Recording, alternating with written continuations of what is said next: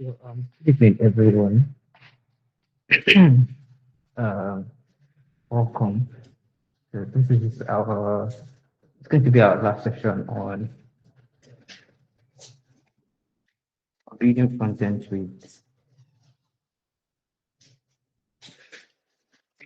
clients with it has shares.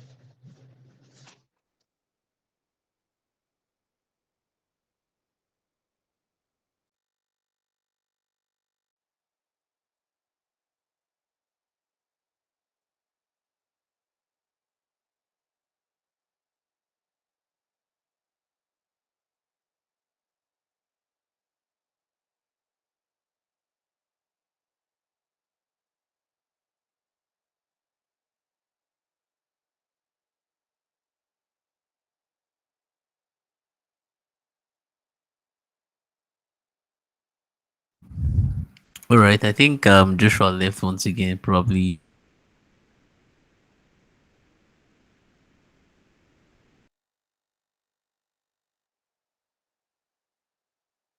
due to network. I was unable to do an official introduction, right? Good evening, everyone. I think about plus or minus like six contacts remaining. So I hope you've been learning a lot all this while, right? So today we would be ending our series of classes on building front end clients, and an assignment to be following shortly. So if you've probably not been following, I'm going to be uploading the recordings today. Please try to go through the recordings. I'm going to be uploading the recording for the last two classes, and the one for today will probably be by Tuesday or Wednesday. So please try to check them out. Okay, I think Joshua is back. Yeah, Joshua, can you hear me? Yeah, I can hear you. Can you hear me? Yeah, I can hear you. I can hear you. All right, I think we could proceed. Okay. So good evening, everyone. Um, just give me some minutes. Let me share my screen.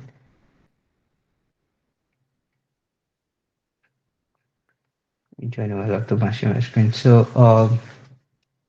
sorry, how many people are here that did not attend the last two sessions?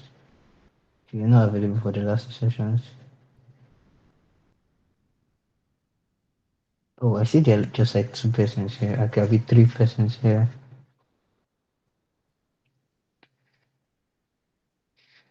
Anyways, so if you did not attend and you've not had time to go through the previous sessions, knowledge from the previous sessions is actually going to be important to follow up with what we're going to be doing today.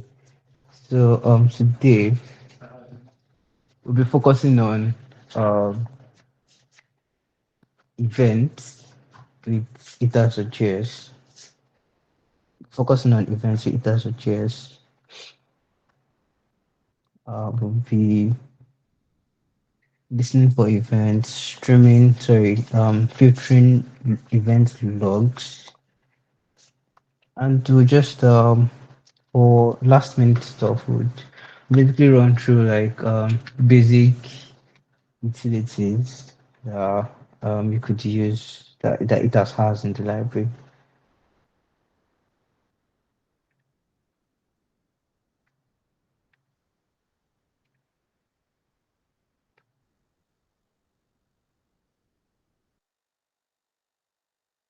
Okay, so please let me know when you see my screen.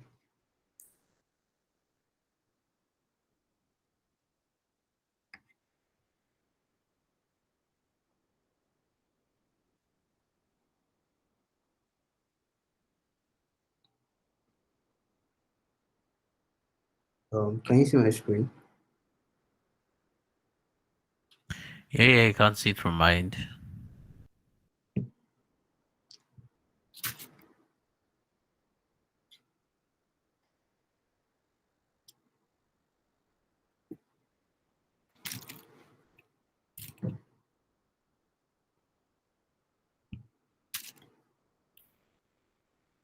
Okay, so be taking a quick recap, going through smart reference events, going through how to listen for events, how to filter logs, and we'll look at key data suggest utils. So for our recap, in the last session, we talked about what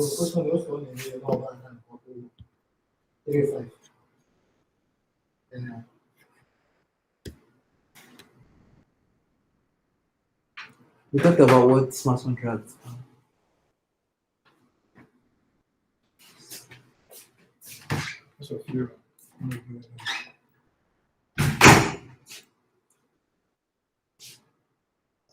how they work on Ethereum.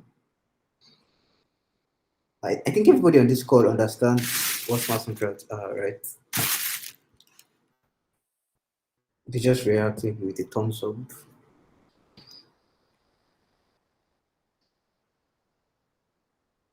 All right, great. So we also looked at how to create a contract instance in Ether.js and what the contract instance is, what arguments the API for creating a contract instance requires. So let's go through what we have for today. Smart contract event to Ether.js. In the context of Ethereum and blockchain, events in a smart contract are specialized functions that allow the contract to communicate specific occurrences, states, or data with external applications, including front-end clients. And they are a crucial mechanism for enabling real-time interactions and monitoring on the blockchain.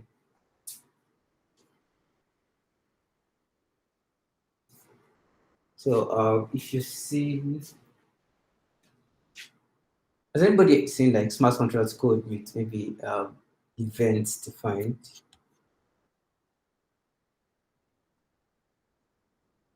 Okay, you have events definitions with the parameters for the event. Let's take a quick look at one.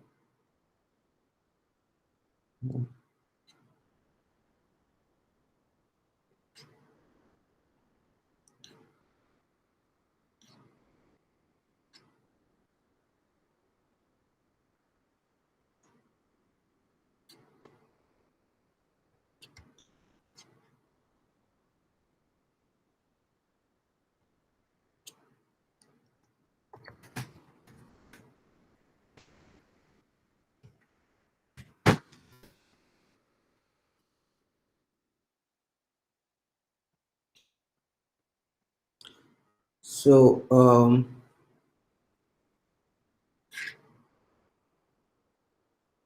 if you see in the sample smart contract, in the event that was defined,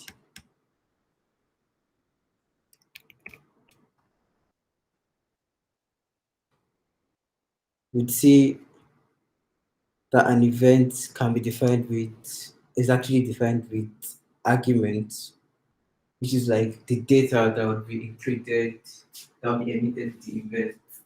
So in the case of this sample event, our event emits a setter and and the value that was set, and the setter is expected to be an address. The value is expected to be an integer. Now, if you notice something, the setter has an extra definition, the indexed definition. So indexed arguments in events. Okay, we'll get back to what index arguments are. Let's not complicate things just yet. We'll get back to what index arguments are when we talk about filtering and logs.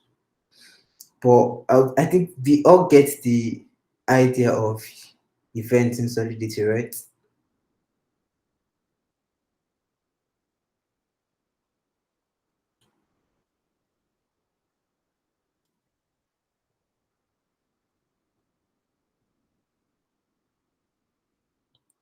Can indicate with your reactions.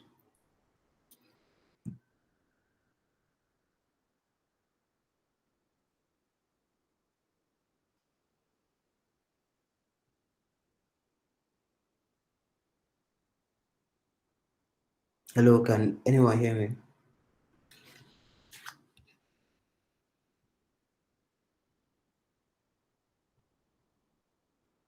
Yeah, so I was asking if you all get the idea of what events are in solidity.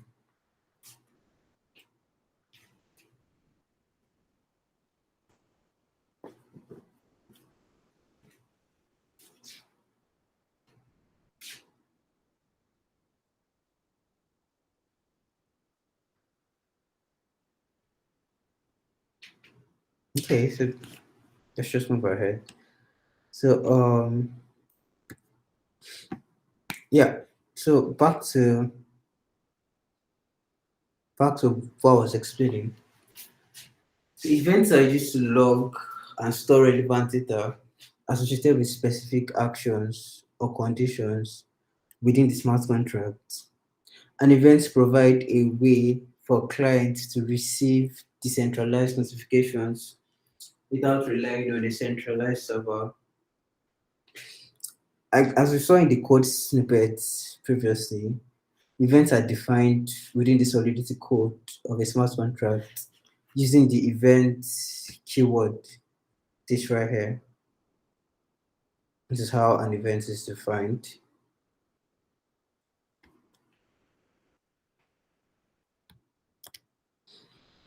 And smart contract events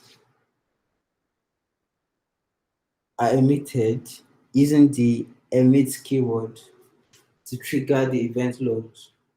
So these logs are stored on the blockchain and can be accessed by external clients.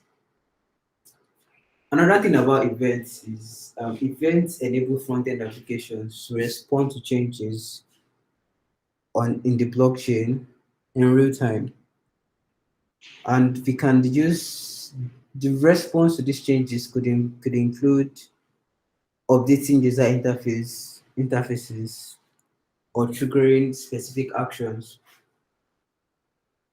And based on what we've explained so far, it's safe to conclude that events act as a bridge between the smart contract's internal functionality and external applications, enabling real-time notifications. Is that a conclusion we all agree on?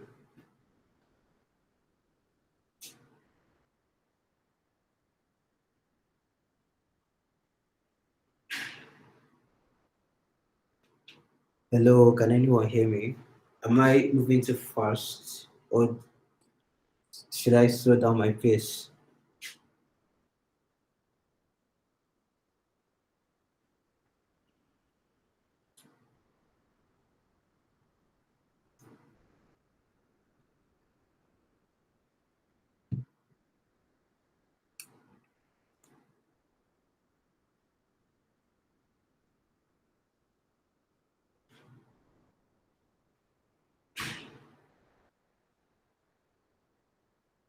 Hello?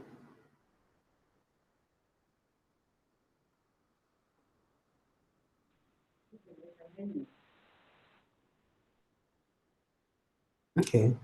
So I was asking if I was moving too fast, or if I should reduce my pace, because some of my questions are not being responded to. So it seems like we're lost.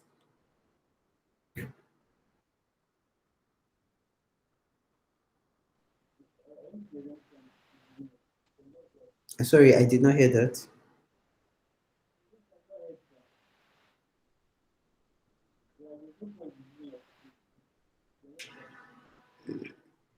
Your voice is actually very low.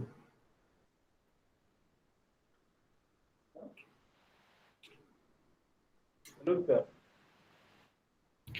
Hello. Yeah, here is Oh, okay. So we are all following. Yes, sir. Yes, sir.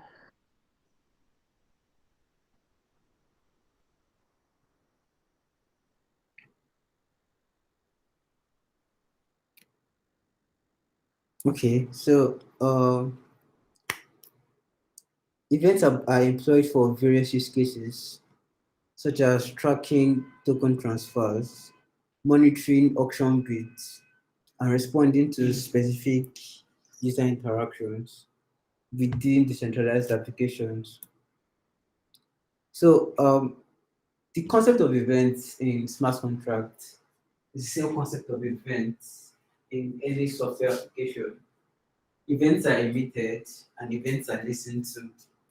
But in the case of smart contracts, events are defined within Solidity.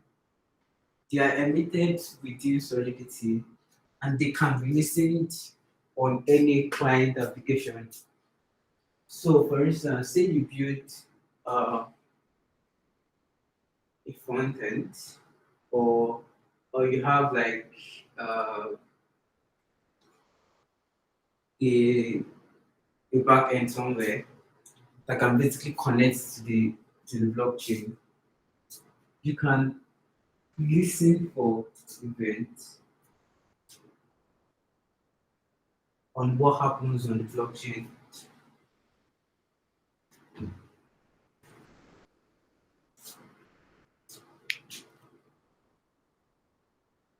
Sorry, is my voice still breaking? Something you said something about my voice breaking.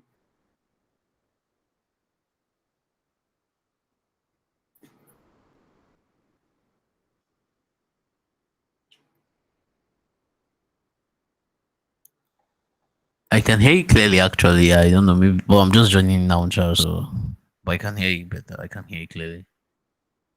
Okay, all right, great, great. Great.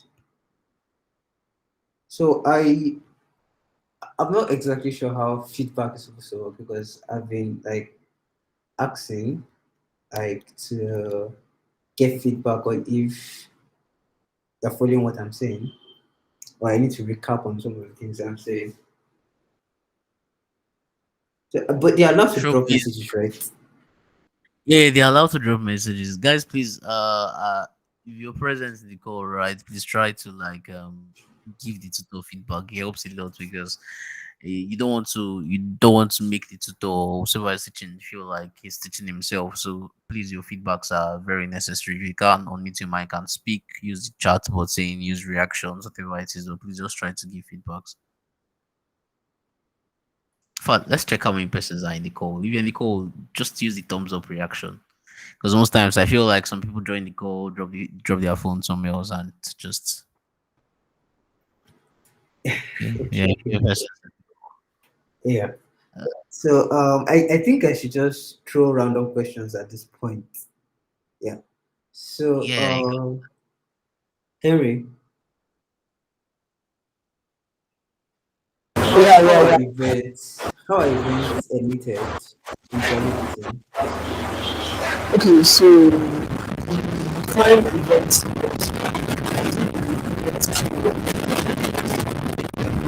type the event keyword and then the name of the event and what you want to emit. So it could be an address, could be a unit or whatever. So let's say you want to emit a unit. So just type let's say event. Let's say transfer.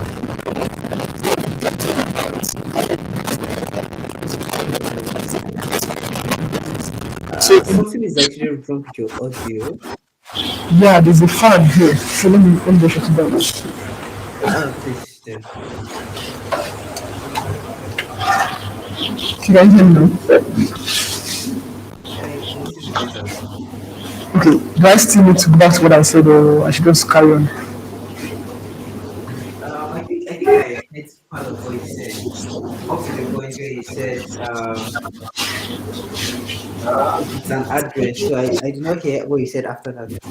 Okay, so let me just start afresh. So we can define an event using the event keyword, and followed by the name of the event, and then in the parentheses, and then you now define what the type of what you want to emit.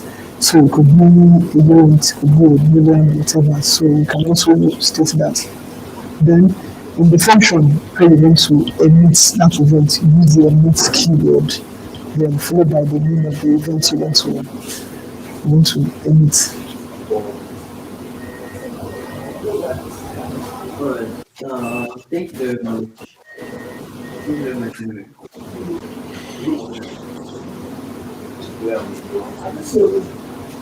Do I need to provide So, like a code snippet or something?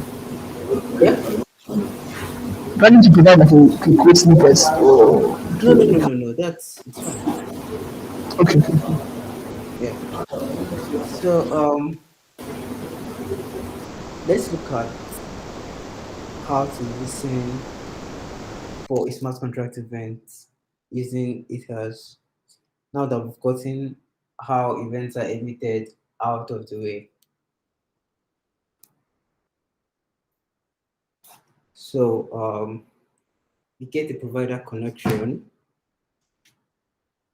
We create an instance of the contract and use the define the name of the event we want to listen to.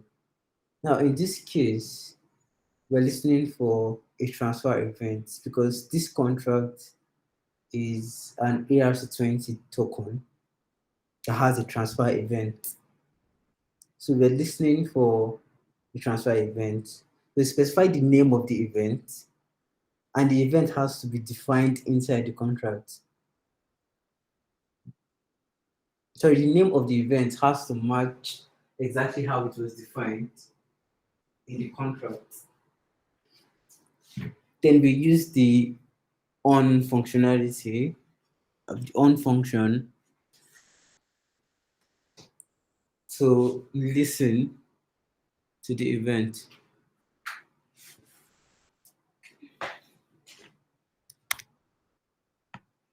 So from the code, the following steps can be identified.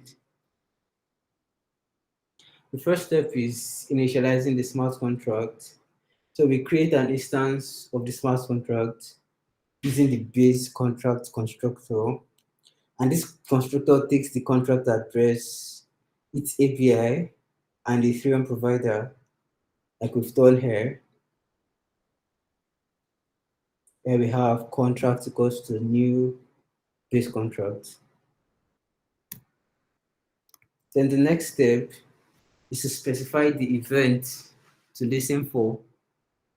And we do that by defining the name of the event. And in the code snippet I shared, we are listening to the transfer event. Now this event should be one of the events defined in the contracts API. Then the next step is to set up the event listener, where we're using the on method on the contract instance to set up an event listener for the specified event. Then we also provide a callback function. So the callback function provided to contract.on will be executed when the transfer event is emitted by the smart contract. So can we relate what I just said to the code? Okay, am I still sharing my screen? Okay, yeah. Can we relate what I just said to the code? Does it make sense?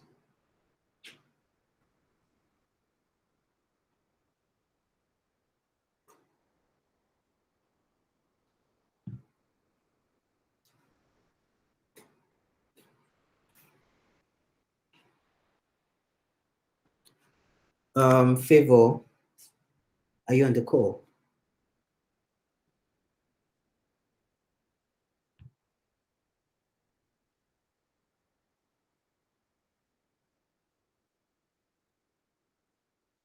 Hello, people.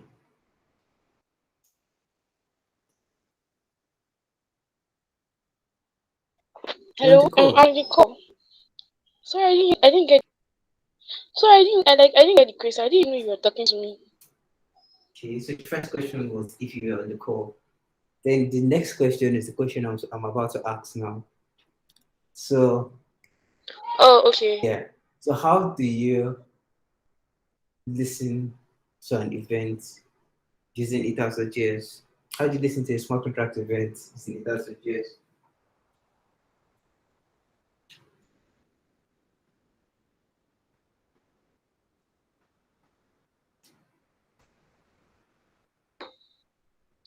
I think that was what you were trying to explain, Okay, so did you hear right? my explanation? No, I didn't get everything. You just tell us the part you got.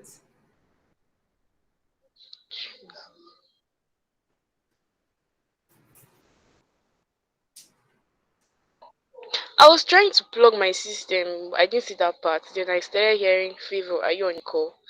So I didn't get that part. So, are there any other persons like Favor that did not get the part? Because the purpose of the call actually is not for me to go through the slide and say some words and show some code. Purpose of the call is to actually communicate communicate the context, I mean the content I prepare for the class. So if I can't communicate the content, it's as if the class will not hold. So at the end of that basis, like people that would need me to go over anything an event. I'm listening for an event using it as a JS. I can hear you. Yeah, I can hear you. Okay, so is there like some of us will get it? You get? Can you be maybe I'm not speaking for everybody. But these things are like code snippets. So yes, so it takes some getting used to. So maybe we'll say it like once or twice. Maybe we're doing when we are working on or practicing the code. Then everybody will get used to it and stuff. But for now, we're still trying to get used to the syntax. That's why. Yeah, yeah, yeah. So the syntax aside, I actually tried to provide some voice explanations that I also talked about. So did you get that part? Partially. Okay, so can you tell us what you partially got? Okay, so you were saying that we could listen to events on contracts using the ETAS JS library. We first of all define the contract. Then use the contract on method, and then we write out the event name and then some other arguments follow along. I think the particular arguments now attached to that event, and then once it starts, we are good list. Okay, so Favor is using their hand. Sorry, how do I? Favor is using their hand. I don't know how do I refer to Um, him. I could barely hear. I could barely hear him. Like I don't know. I can't hear him well. So I don't know what he's talking about. Okay, you did not hear Henry well. They have to come Okay, so again. don't worry, I'll just say what he said. I heard you. Can you hear me now? Yeah, I can hear you. So I said I'll just say what you said because I heard O- you. Okay, cool. Yeah. So Henry said that to listen for a contract event using it as a JS, we first of all create an instance of the contract. Does everybody understand how to create an instance of the contract? Okay, Favor, do you understand No, how no, to I don't create an instance of the contract? know. Were you in the No, previous class? no, I wasn't. Okay. So okay. So to create an instance of a contract using it as a JS.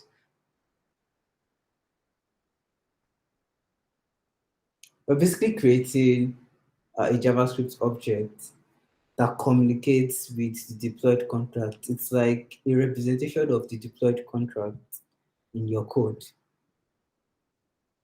So we can create the contract instance using the base contract API, and the API expects the following arguments. By API, I don't mean like an endpoint. I mean an interface that allows you interact with it as a JS code. Okay, let's just call it the constructor.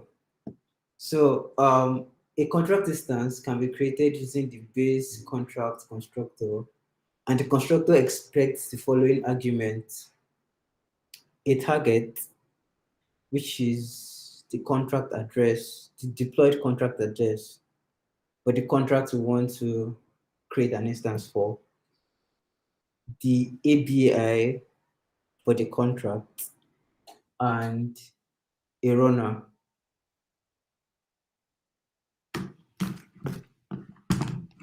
Did you get that? Sorry, are we going to get this slide? Yeah. So the previous, I would send over the previous slide after this.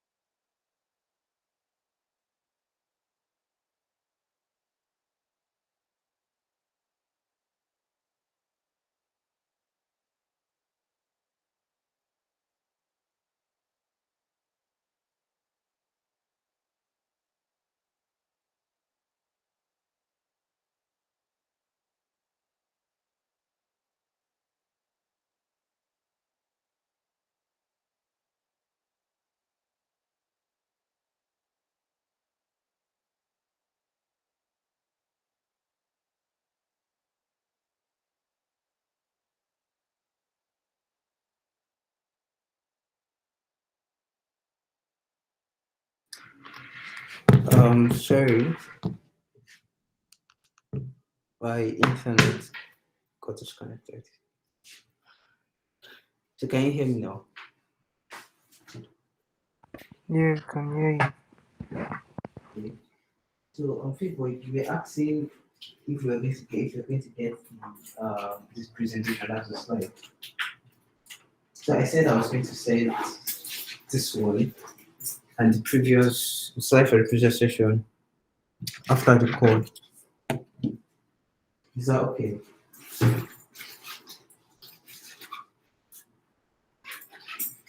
Yes, okay. Thank you. All right.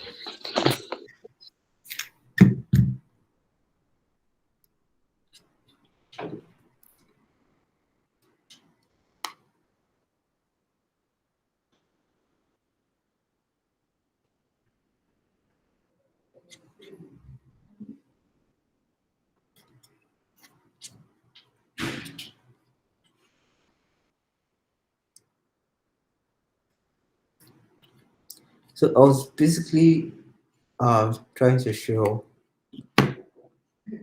the code representation of what I explained on creating a contract instance. So you notice that the first thing we're doing is importing base contract importing the API. So does everyone know how we get the API for a contract?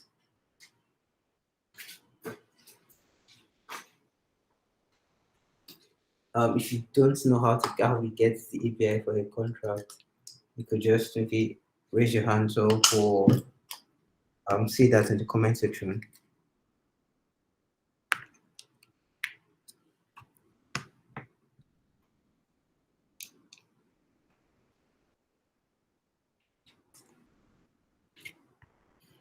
Okay, so after we must have written the API in Solidity, the next thing we do is compile the smart contract. Is that correct?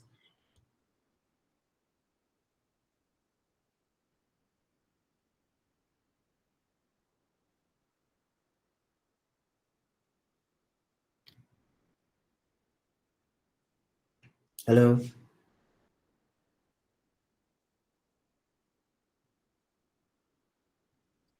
I can hear you. We can hear you. Okay. So when the smart contract is compiled, the API is part of the output of compiling a contract. And the API basically defines the structure of the contract in JSON. Do we all know what JSON is?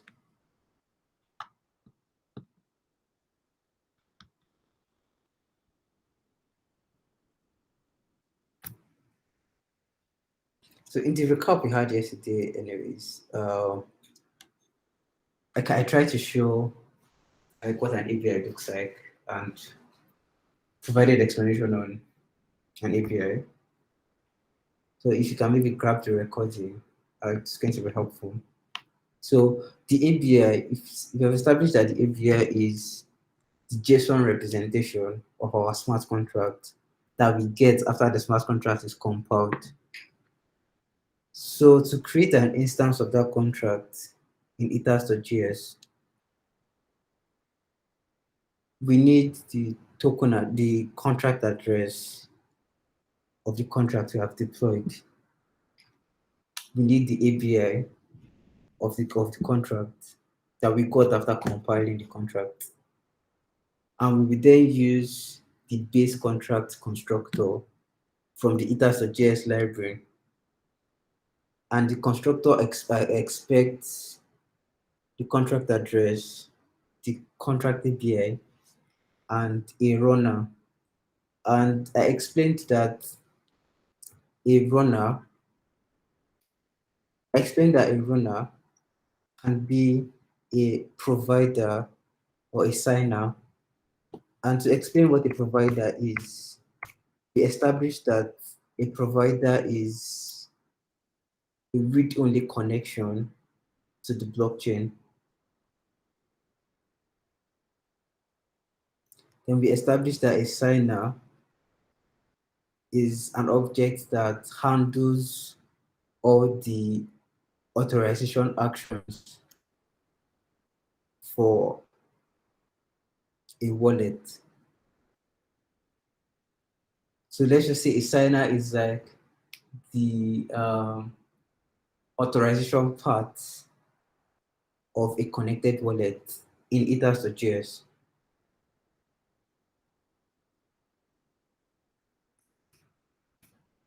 Do we have like an idea of creating a contract instance now?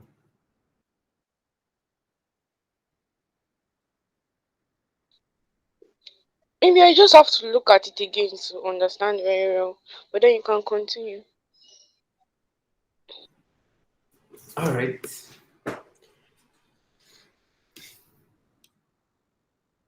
So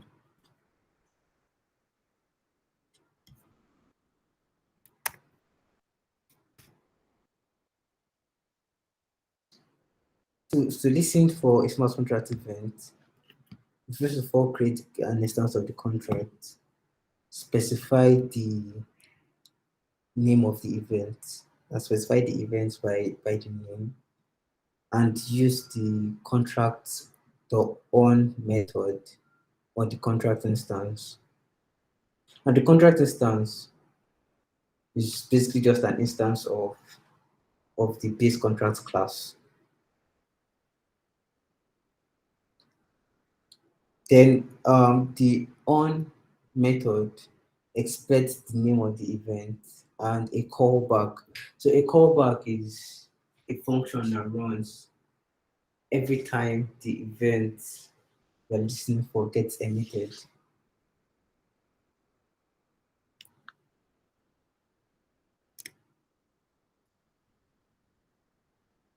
Okay, and like I explained, the um, the process of listening for a smart contract event can be broken down into three basic steps: initializing the contract, specifying the event with the name. In our case, you're listening for a transfer event because the contract that was being considered in, in this code snippet is a token contract, an ERC20 token contract, like USDC, USDT on Ethereum.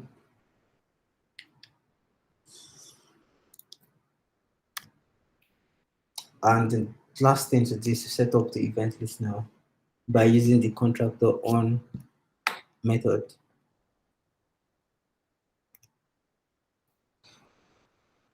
Okay, so let's look at logs and filtering.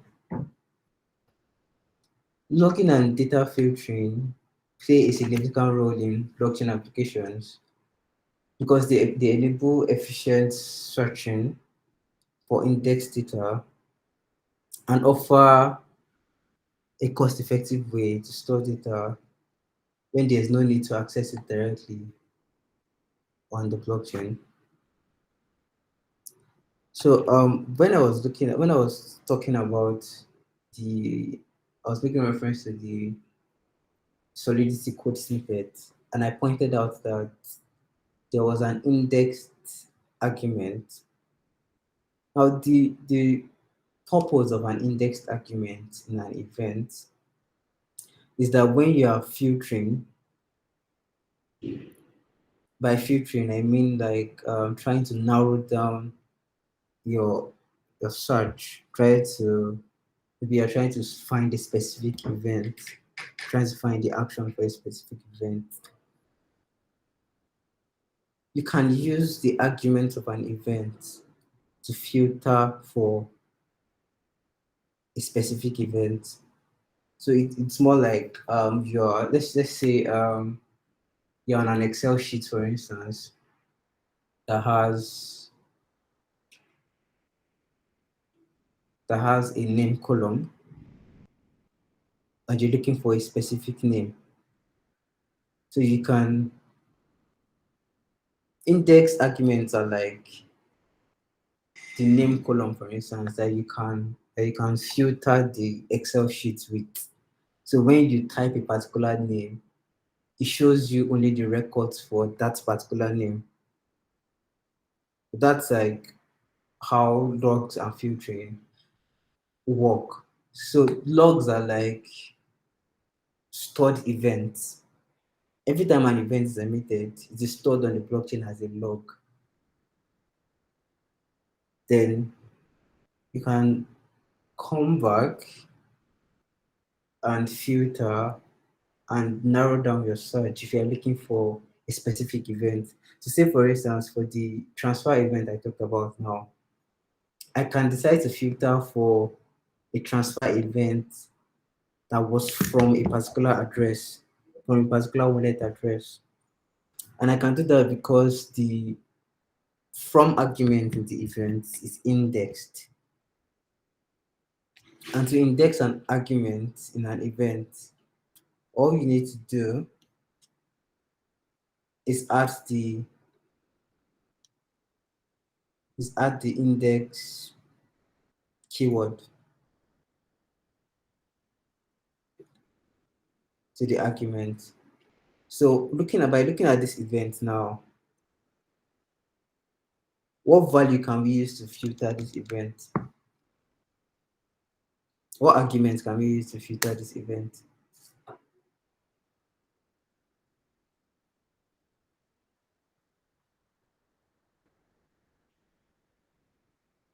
Anyone can answer.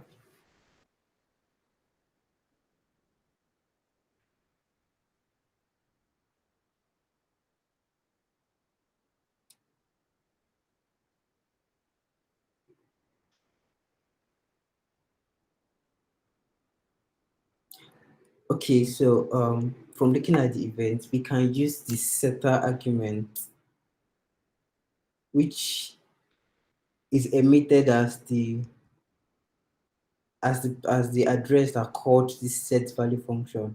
So what this contract does is every time the set value function is called, it emits a value set event that logs the address that called the function as the setter and logs the value that was set as the value.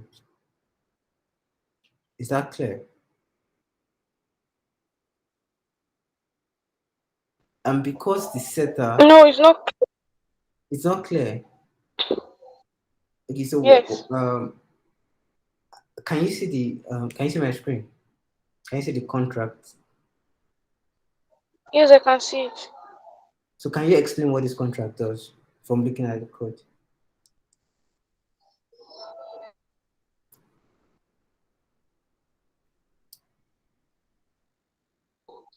Okay, I should explain what the contract does from the beginning. Yeah, just make an attempt. Just try to explain what the contract does.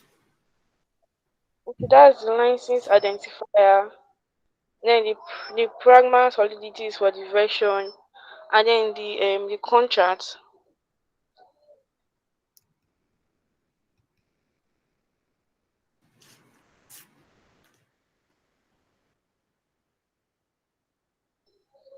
Yeah. I said the contract. Can you hear me? Yeah, I can hear you. So then, so now I didn't get from that index setter. Okay, so let's try to explain the contracts together. Um, you can see the function there, right? The set value function. Yes, the set value function. Okay, so what do you think the set value function does?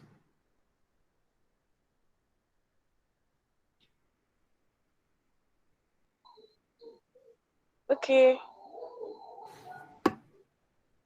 So I think the set value functions, it takes it takes an argument which is the new value Yeah. and set and then makes it and then to be U256, and then the public is to make it accessible. Okay. So every time the set value function is called, can you also see that the public value is updated?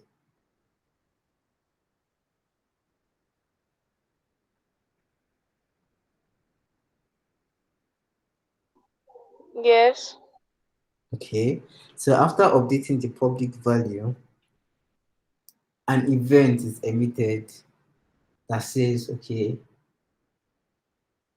new value, the value has been updated, and this is the address that updated the value. Does that make sense? Yes. Okay. And when we defined that event as the value set event, can you see the value set event? Yeah. Value So when we set. define Yes. when we define the value set event, when we declared it, we said the setter, which is like the address that calls the set value function to set a new value, should be indexed. Are you following me up to this point? Oh, yes. And the reason why we want it to be indexed is so that when we are looking at the logs for all the value set events that has occurred on this contract. We can decide to find an event for a particular address. That's the purpose of indexing the setter. Okay. So creating an index for the setter allows us optimize it for querying later.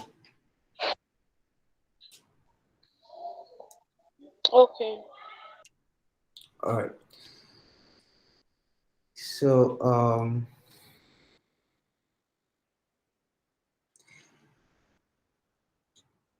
we explained that every time an event is emitted, it is also stored on the blockchain as a log. Now, when we have logs of events, we can filter these logs, and as per Solidity standard, your event can have a maximum of 4 pieces of data that can be marked as indexed. That simply means that in our contract code here, we can only have 4 arguments, 4 indexed arguments. Does that make any sense? Yes, yes, it makes sense. Okay. So there's an exception to that rule. There's an exception to that rule, but the context of the exception is not within our conversation today. So this index data is processed, hashed, and then stored in a Bloom filter. And forget about the big name. A Bloom filter is just a special data structure that allows for efficient filtering. So we can then use ethers.js to filter and retrieve specific logs based on certain conditions.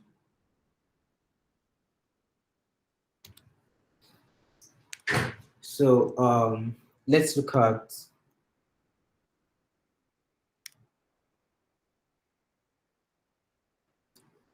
a sample of filtering logs with ethers.js. Now let's go over this step by step. First of all, we need a provider, and like we established earlier, if a provider is a connection to the blockchain that we can use to read data from the blockchain. So when we've gotten a provider, we need to specify we're basically still creating an instance of the contract using what we mentioned earlier, the base contract constructor. Then on this contract instance, you can then use the filters object and refer to the event you want to filter for, which is like the transfer event. Now, in this case, we're trying to filter logs for token transfers to an address. Now, if you look at the ABI specification or the event declaration for the transfer function, let me pull that up. Let me see if I can pull that up real quick. For ERC20 tokens, how the transfer event is defined.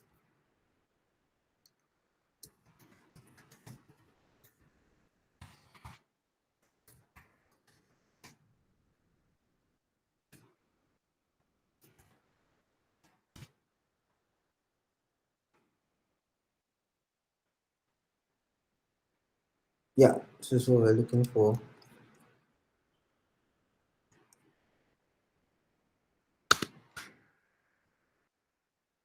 Now, look at the transfer event.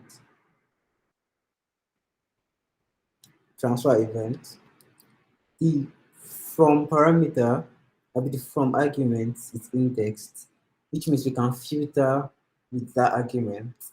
The to argument is indexed, which means we can filter with that argument, but the value is not indexed. And that makes sense because I mean it's a public blockchain.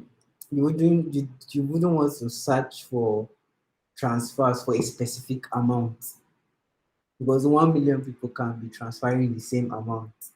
But it makes more sense to search for, okay, what transfers came from this address?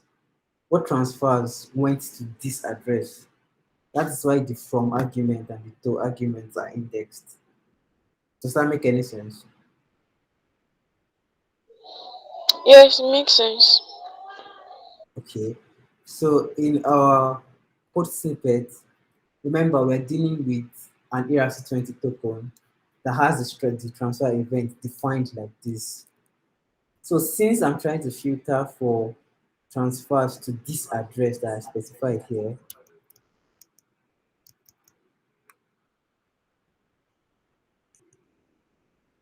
since I'm trying to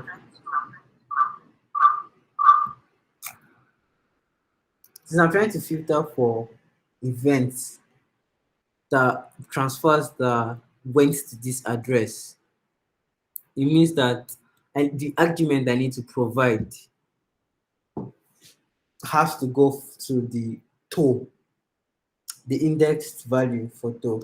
So now to do that, we have to specify that okay, we don't want to filter with from. That's why we are specifying it as null. But we want to filter with to. Remember the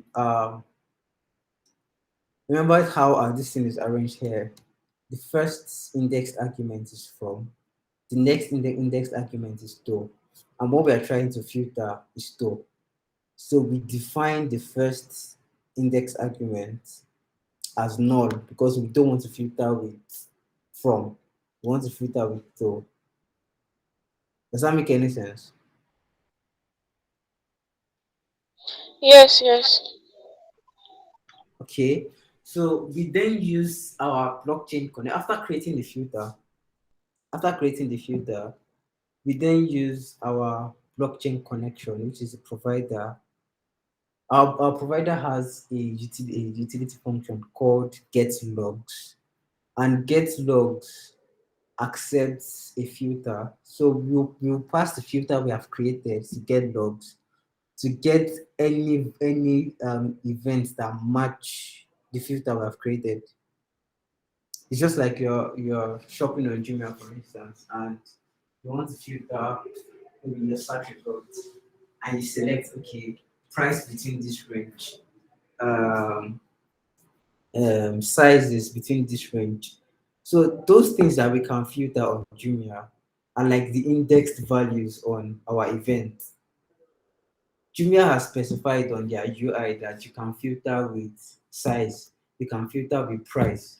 We have specified in our event contracts that you can filter with the sender address, you can filter with the receiver address. So we're basically then using that knowledge to create a filter. And after we've created the filter, we're sending the request to the blockchain using we're sending the request to the blockchain using our blockchain connection, which is the provider. Are we still together? Yes, we are still together. Okay. Henry, Somto, Okelma, Chidubem, are we still together? I can't see the screen, like the content of the screen. You can't see the content on the screen. Did you Yes, join the call with your phone? yes, I did.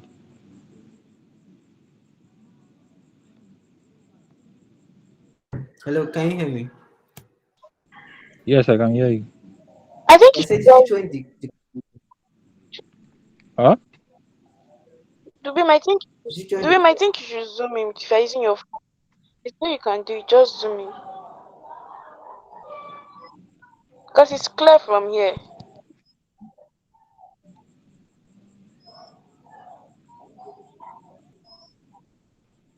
I've also tried to zoom in on my end, sure. But, but then if you can zoom in with your phone,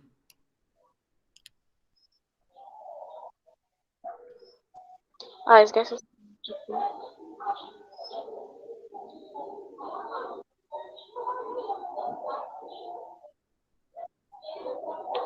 It's okay. It's okay.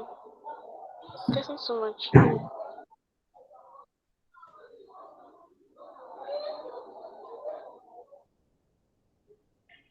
Okay, so let's try to explain what we've done here in words again. So the first thing we did was to define the filter conditions, which we did using the contract of filters and the events that we want to filter for. And the next thing, to filter logs for a specific contract, you can use the contract instance to create a filter for a specific event. For example, you can create a filter for the transfer event by calling the filters property on your contract instance, as we have done here. And the next thing is to retrieve the logs. So we're going to be use the provider to retrieve logs based on our filter. The get logs function returns an array of logs that match your filter conditions. Then the next thing we did was to process the logs. So this is basically just what's this word? Serializing and just converting the data to get the arguments we want. And we can do that using the pass log function on the contract interface.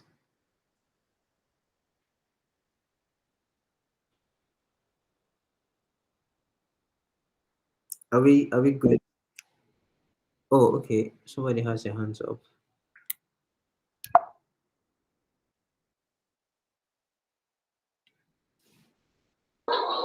Can I ask my question? Yeah, just go ahead. Okay, you were talking about the provider. You didn't complete that part before you went into the other part. You've not talked about what that provider is doing there. Okay, After so filtering the okay, no problem. Okay, continue. after creating the filter, yeah. No, you said you talked about filtering the logs, but like you didn't talk about that provider aspect.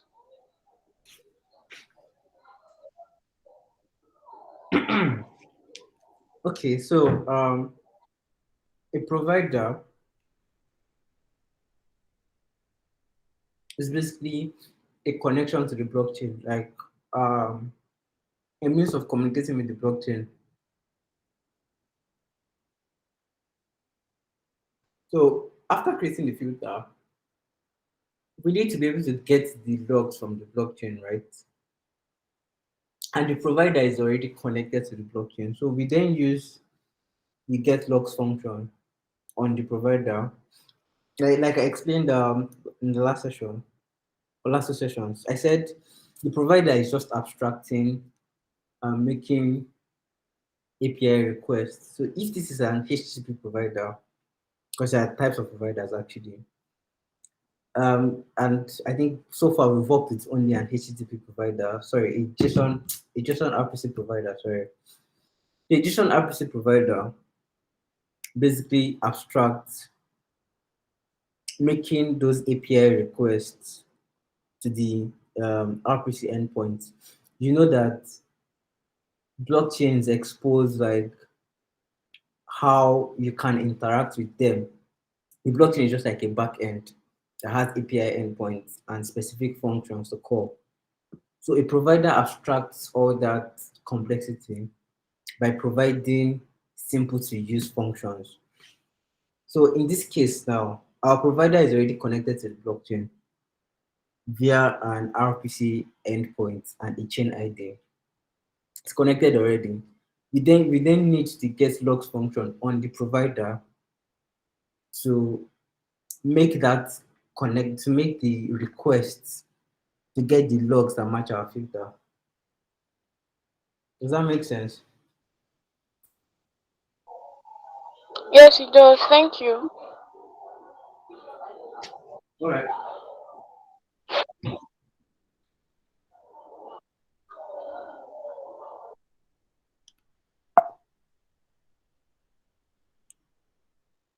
Okay, so if you are clear on filtering logs,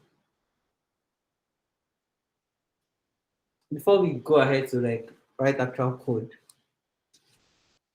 I think I should have done this like in the first session, but I it escaped my mind. So let's just look at like very basic like utility functions that you see in the code snippets are provided when the repo you used across this session. So the first one is the format unit function, and it's used to convert a raw number denominated in way to a more human readable format such as ether. So one way is like the unit of measurement in Ethereum or on the blockchain in EVM chains. And Ether.js basically has this function that you can use to convert a number like say 1.5 to sorry convert a big a big integer, which is like a way with these large numbers here, to a more human readable string.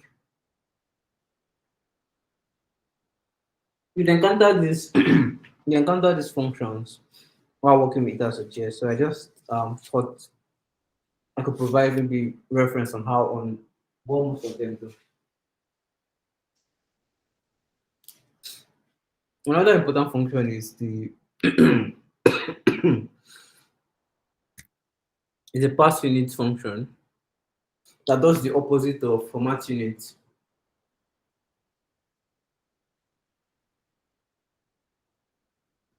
So it converts a human readable value like 0.5 in the code snippet example to its equivalent in way. So for format unit, for instance, the output for the output for pass unit is a number multiplied by 10 raised to the power 18 if you are trying to convert it to if the unit we're using is ether. Let me okay shit. Mm, let me see. Okay, let's see if I can do this.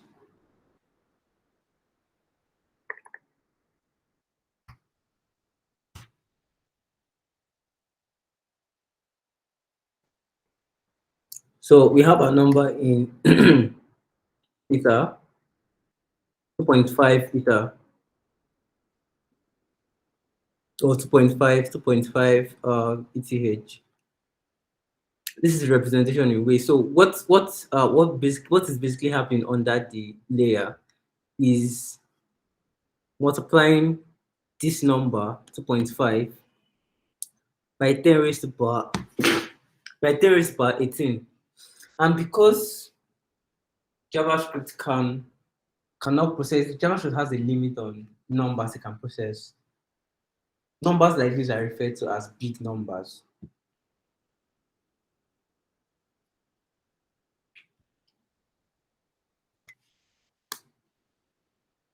The next utility function is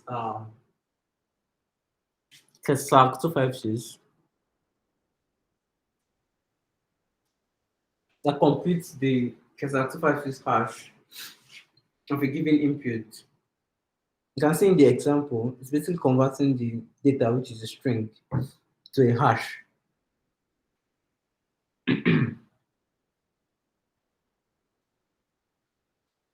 This function might be relevant, maybe where you're trying to build like utilities that maybe sign data or something, where you have to convert string data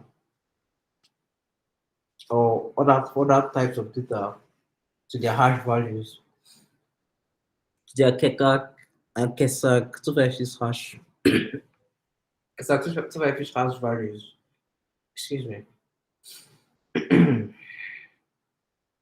Then the next function is the get address function that validates and normalizes an Ethereum address.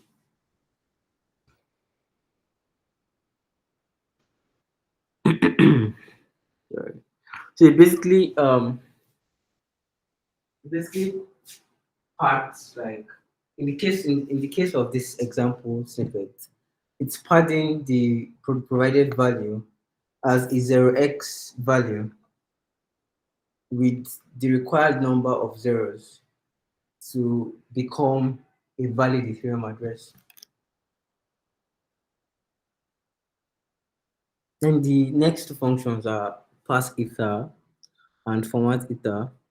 They are similar to format unit and pass unit. The only difference is they work directly with 10 raised to the power 18. But for pass unit and format unit, you can specify what unit. So for instance, now in the code snippet, the unit I specified is ether. You can specify way, for instance. I think way is it 10 raised to the power? Is it no? It's 10 raised to the power, but it's lesser than 10 raised to the power 18 anyways. Um then I think you can specify grade too. So as you work with ether, you come across this function. So you can also read up the ether segmentation on what they do. And but the most ones that you'd come across actually for now are the ones for passing ether, formatting ether, when you need to send data, especially numbers or amounts across the blockchain and from the blockchain to your UI. So I think that's it. So let's take the next 20 to 30 minutes to practice. We do something on events. It has a JS.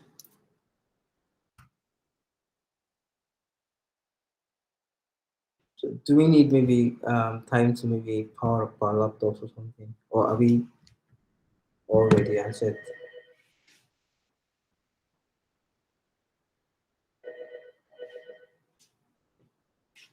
Hello, is everyone with me? Yes. Okay, so I was asking if we are all set and we are ready. I'm not on my laptop now. Okay. No issues.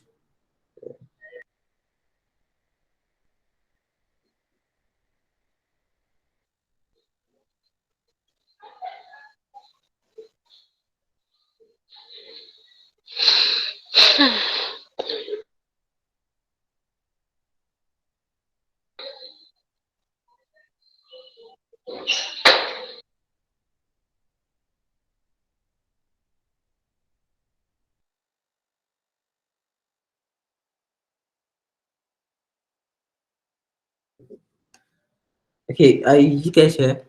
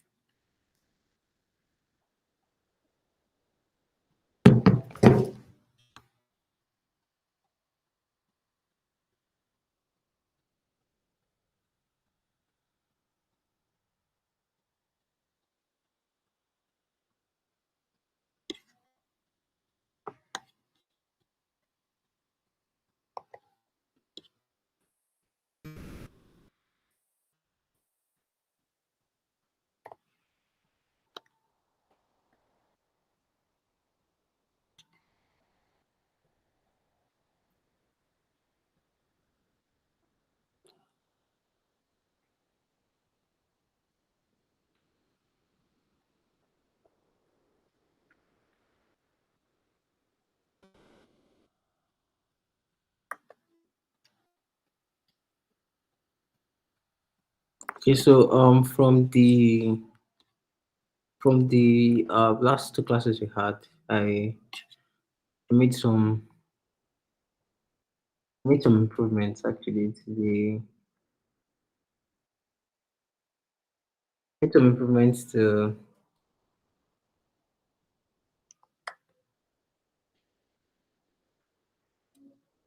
the organization on the code. So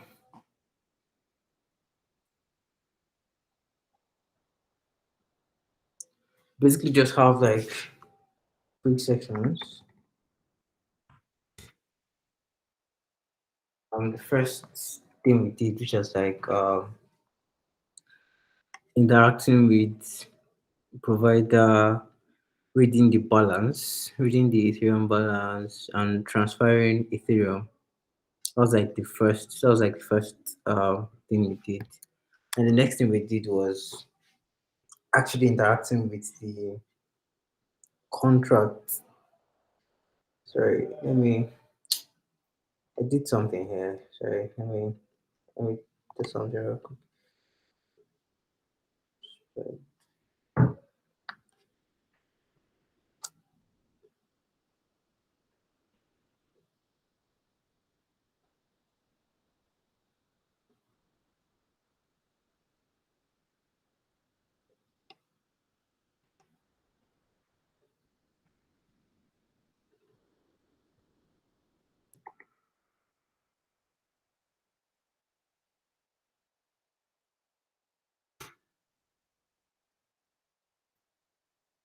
Guess I'll have to deploy this thing again. Okay, no issues.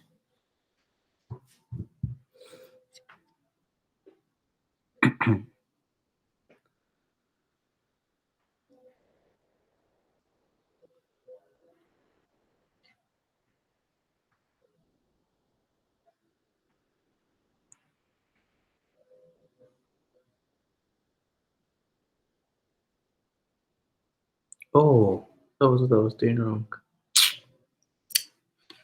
Just realized.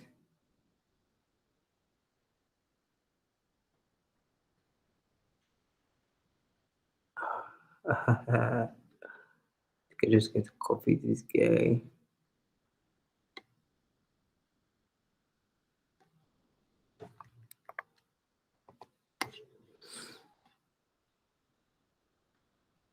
Yeah, so the idea now is we have a contract already as the one we worked with the last time. So let's see if we can listen to transfer events on the contract. I wanted to work with the previous one. Wait, let me even be sure that that contract has events.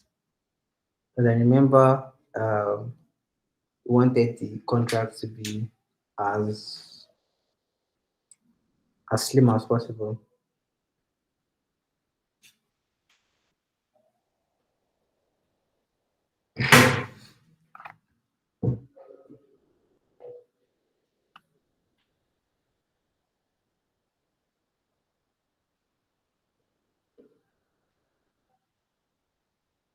Okay, yeah.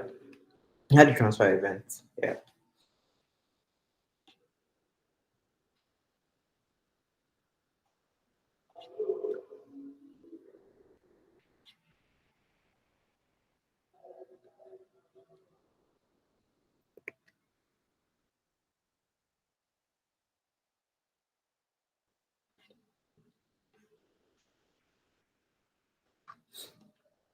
Okay, so let's put down some base code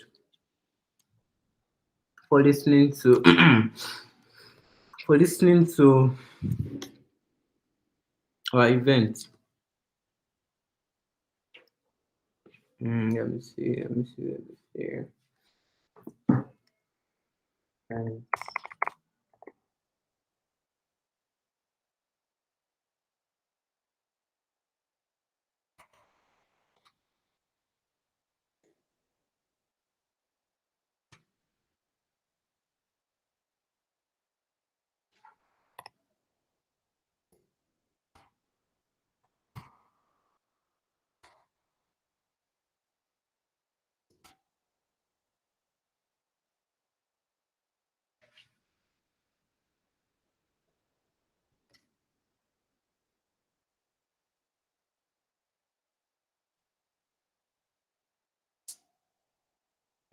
alone now. What is your problem?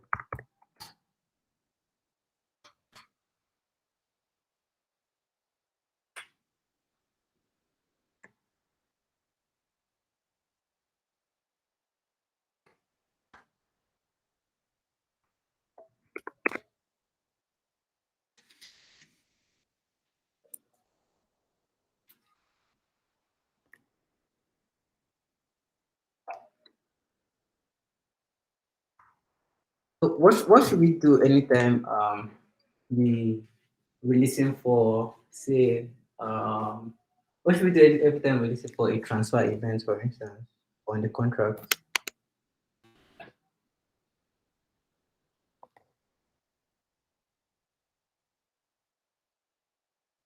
Any ideas?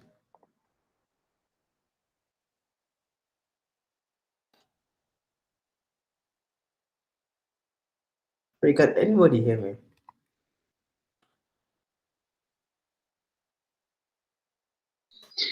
Yes, yes, we can hear you. I can hear you well. Okay, so I was asking, yeah. So I'm trying to implement the theoretical knowledge that we learned over the session. So I'm saying, so we have a contract, which is we have a contract, which is this token contract here. This token contract that is deployed, that I just deployed now. I don't know if you guys saw that. This was from the last session where we deployed a sample contract as part of like interacting with smart contracts using it.js. So I'm saying that now I want to track events on the contract, transfer events on the contract. So what should we do every time maybe a transfer event is triggered? Should we maybe pop an alert? What should we do? Should we play a song? What should we do?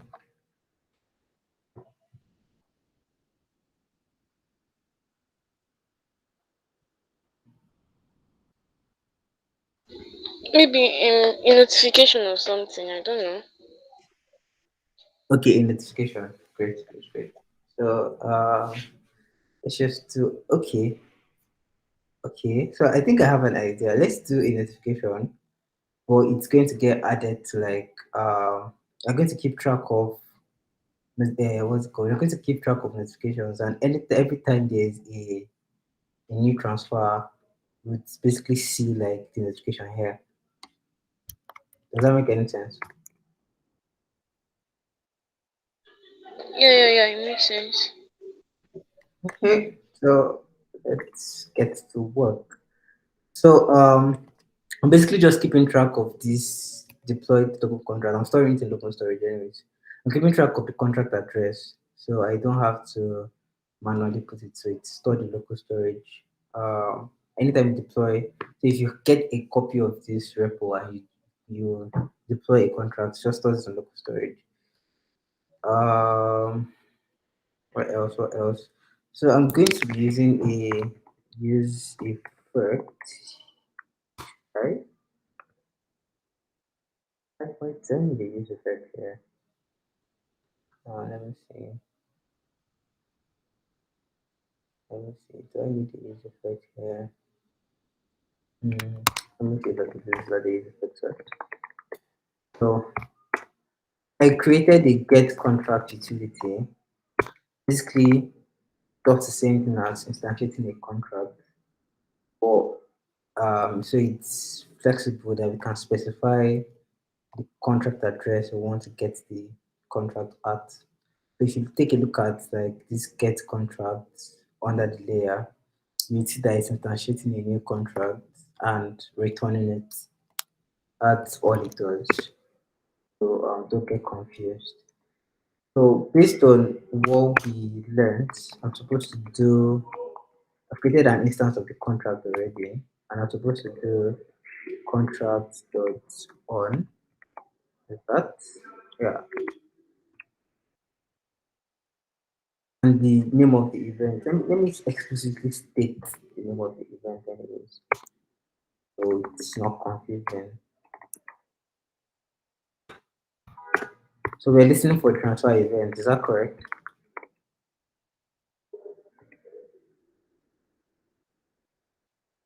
the transfer event. This is what should run every time we listen to a transfer event.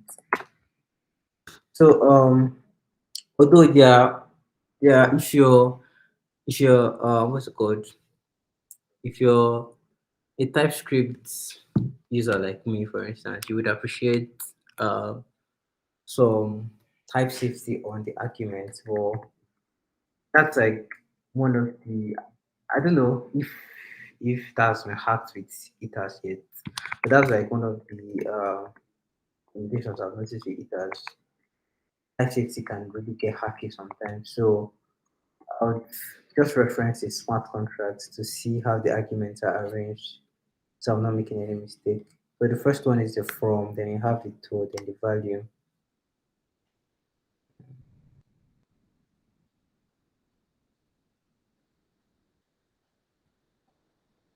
So what did you say? Then for the listener, what do we need? From to value.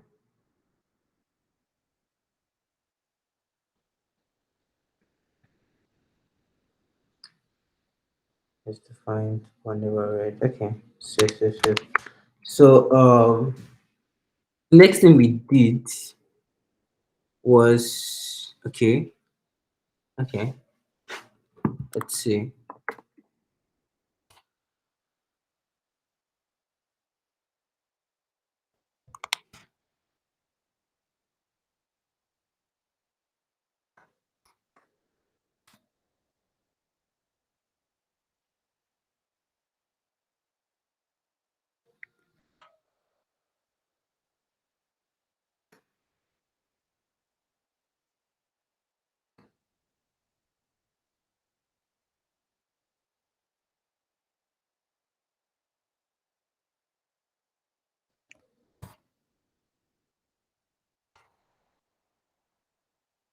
Okay, so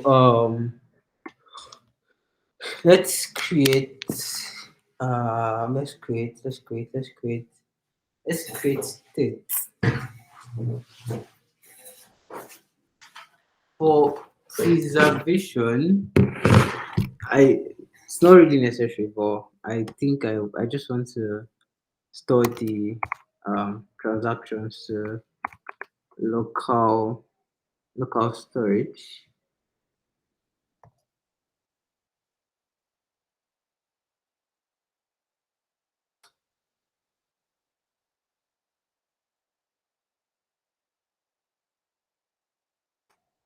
I asked in the last class if you're all familiar with React, and I think I got a positive response. So I guess nothing I'm doing here is confusing to anyone.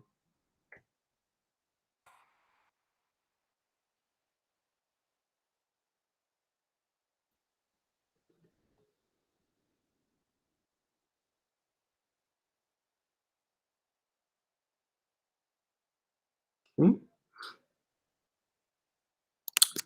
So we're going to set transfers. Now this guy is going to be. Let me just type this guy.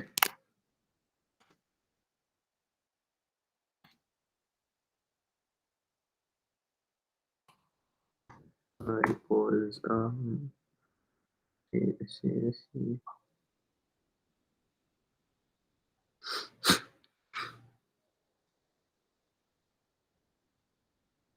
Okay.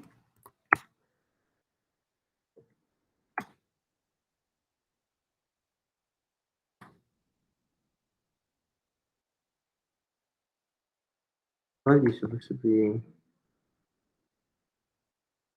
okay. Before deciding what the type should be, I think should this guy should either be a big integer or a number. I'm not sure which.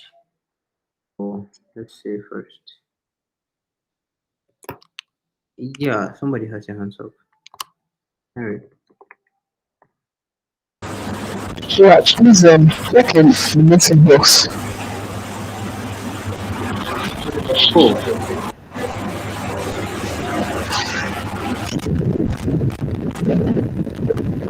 Oh, okay. So, no, actually, it's a helper hook that is created, that is in this library I'm highlighting here.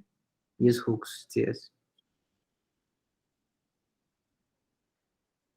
Did you get that, Henry? Yes, yes, yes, sir.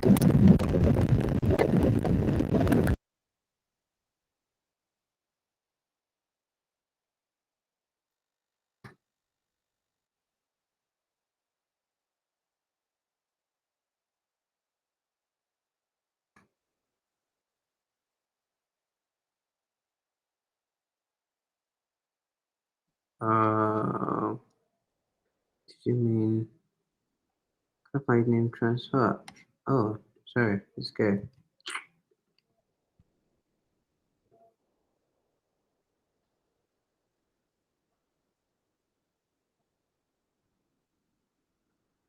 Blah blah blah. Influencers.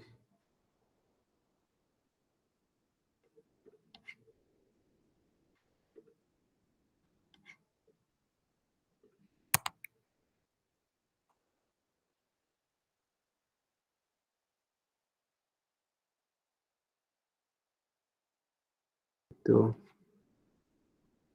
I think you're right thing.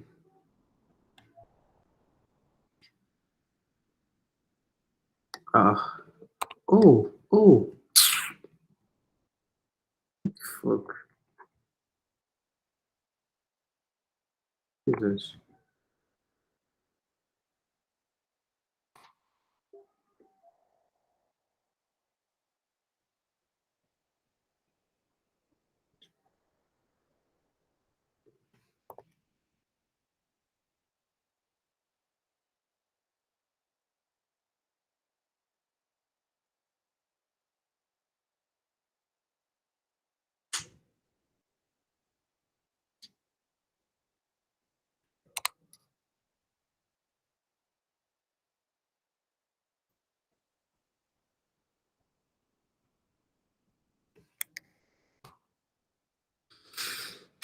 Okay, so actually, to make this thing work,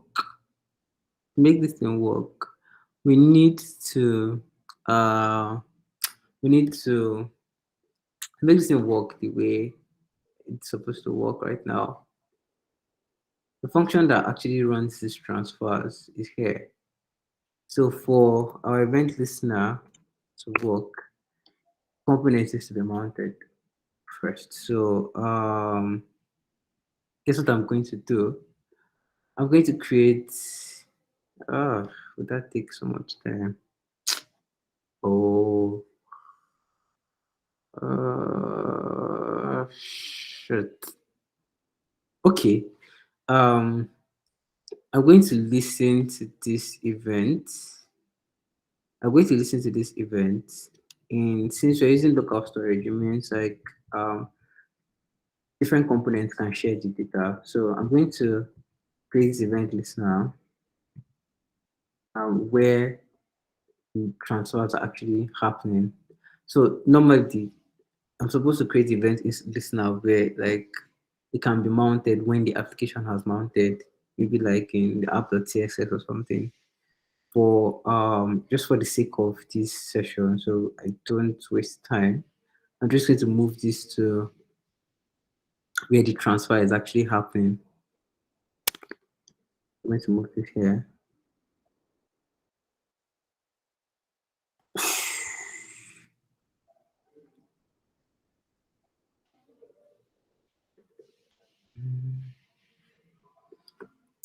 And now in this case, I'm gonna have to move this to a.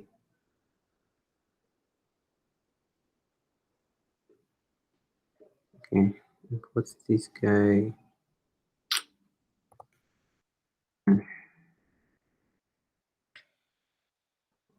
Again, for the sake of this, sake of this session, just going to do this at home.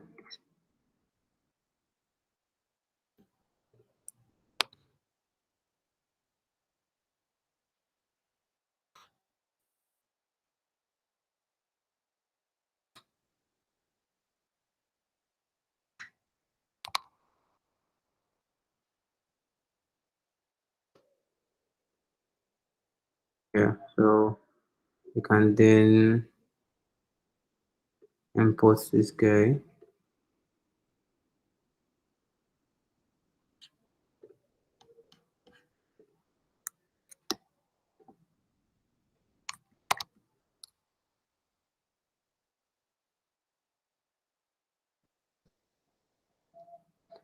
To paste Alberto.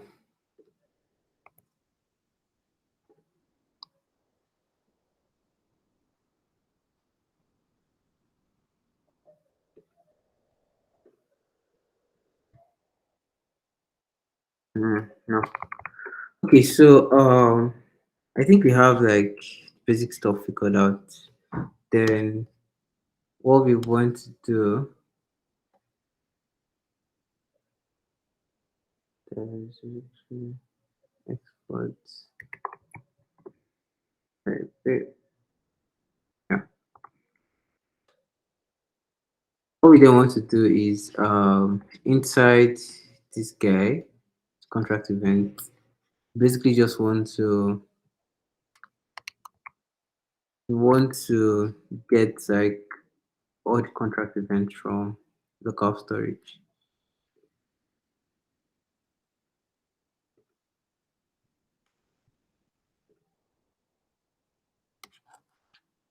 We don't need this guy here anymore.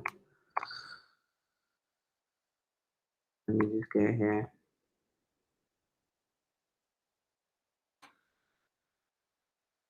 But a couple of these things don't look optimized for the way it is for this session. So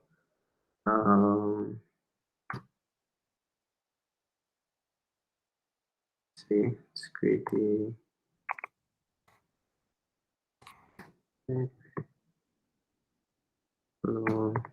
scalp of 5. And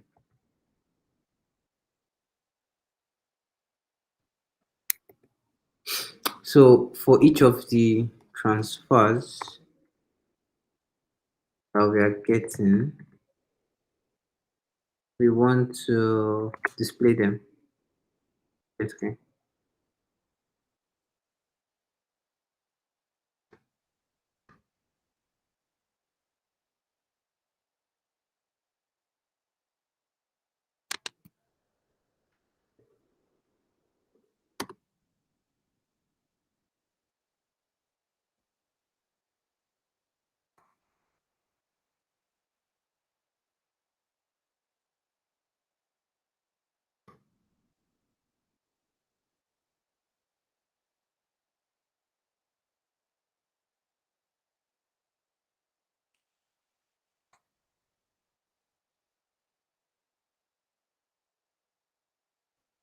So we want to show the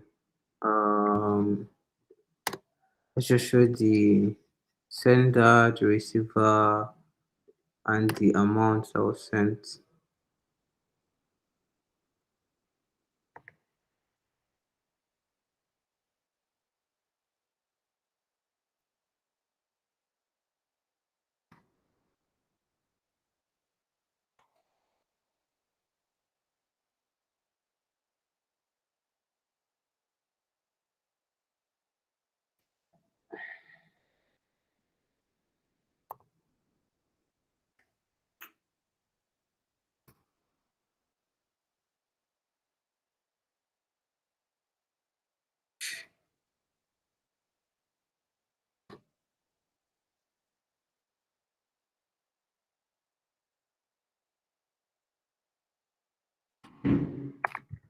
Let's display this first. I like so we don't have to let me see how to waste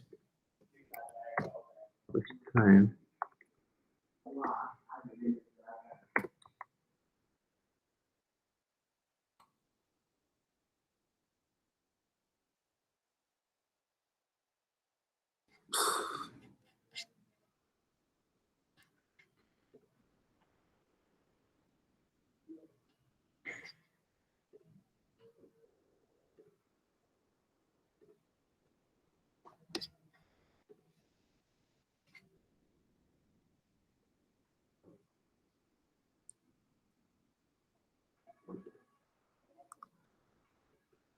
Okay, so let's try to make a transfer. See if our events get listened to.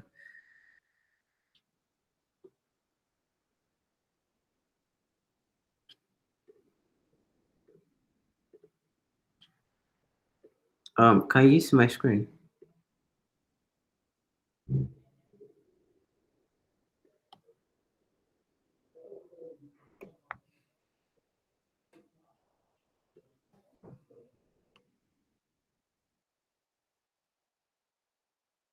Hmm. Can anyone just drop maybe their wallet address or something on the call, like in the chat box?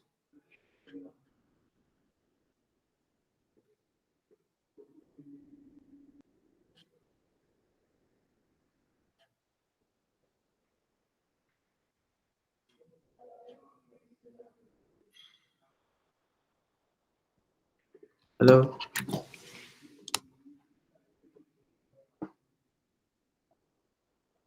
Can anyone hear me? Oh, okay.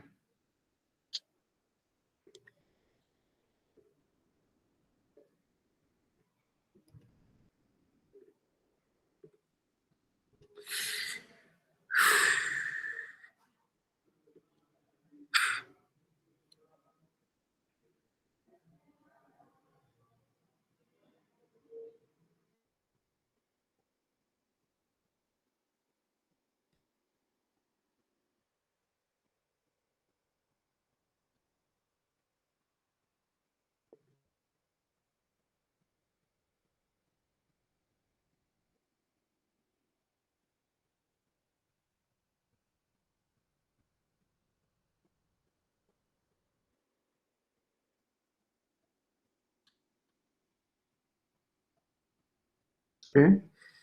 So transaction so successful. Let's see. What happened?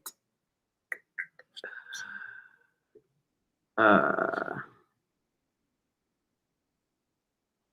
okay, receive the value none.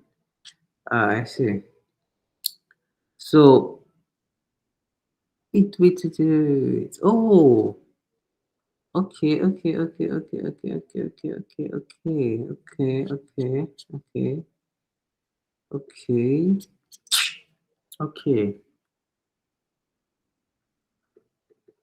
Oh, I see. So there was something that there's something I missed out.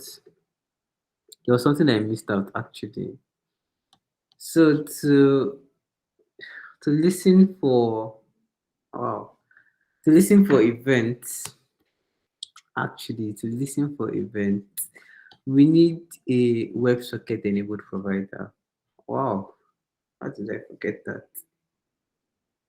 We need a WebSocket enabled provider. So I'm just going to grab one real quick from Alchemy. And if you remember when we talked about providers, I said that the provider must not be a connected wallet. The provider can be maybe from a third party, just anything that provides us with a connection to the blockchain. So there are services like there are services that offer like provider services. So I'm just going to grab like a WebSockets provider from Alchemy.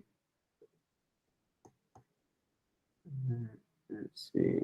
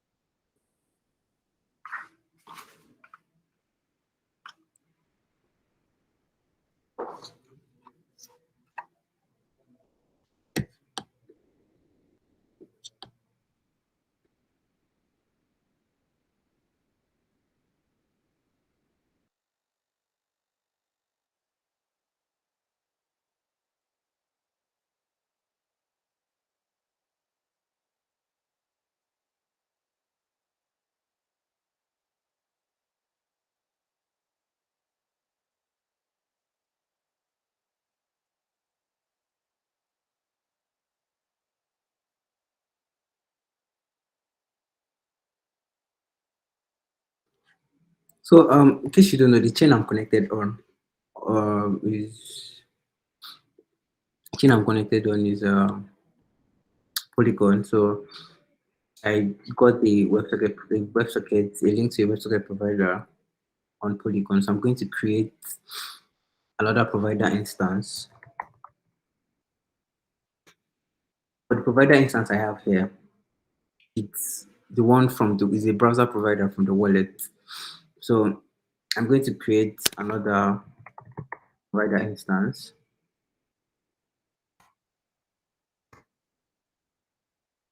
It's a WebSocket provider.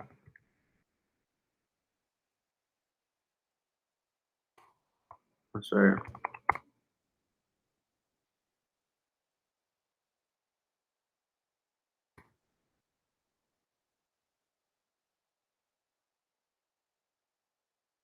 We can create different types of providers with ethers.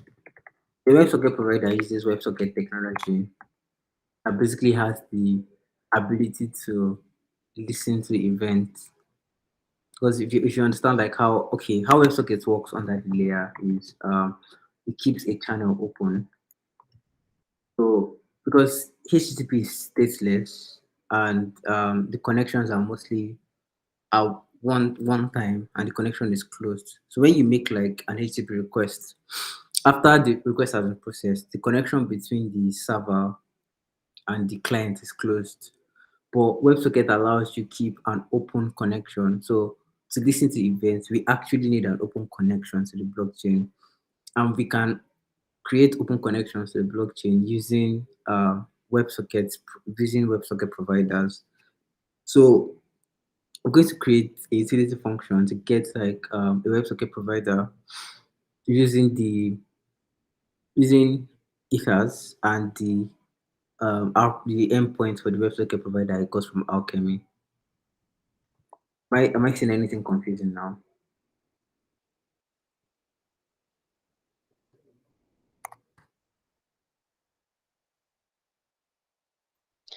It's just too much to comprehend.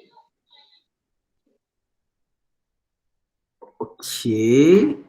So I was trying to explain that because if you noticed here, the code for listening to events actually failed because the runner we have connected is a regular HTTP provider.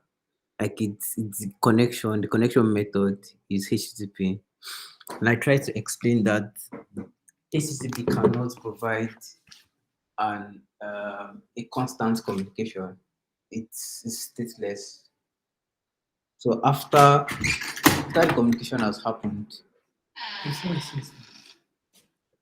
after the communication has happened, it closes connections to the blockchain. So to be able to listen for events, we need to connect a WebSocket provider to our contract. Oh,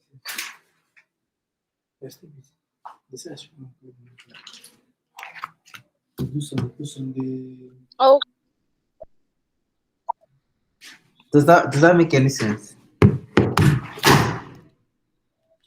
But it do you does. understand? Do you understand how WebSocket works?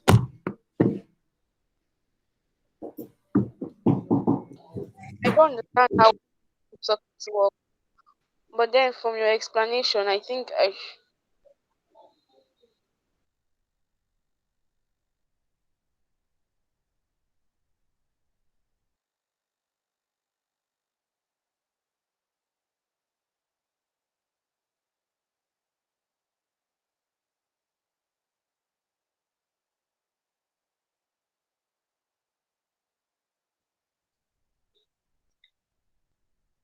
Hello?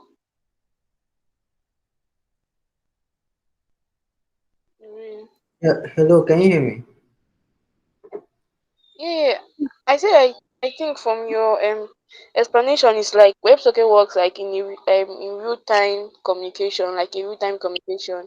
That's what I got Exactly, from you. exactly, yes. It keeps the communication open between the client and the server, yes. Okay, okay.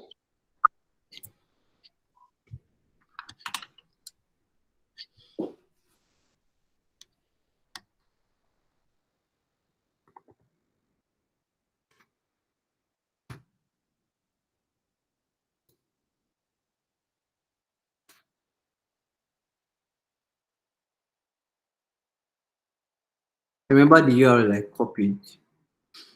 This is the URL to the provider on Alchemy, to the node on Alchemy.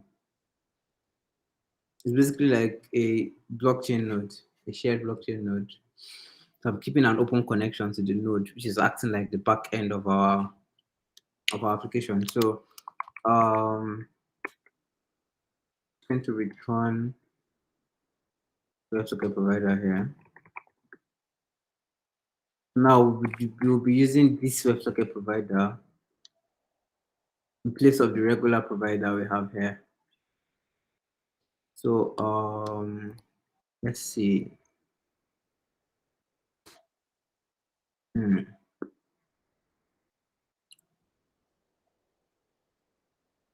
Mm, mm, mm, mm, mm, mm, mm.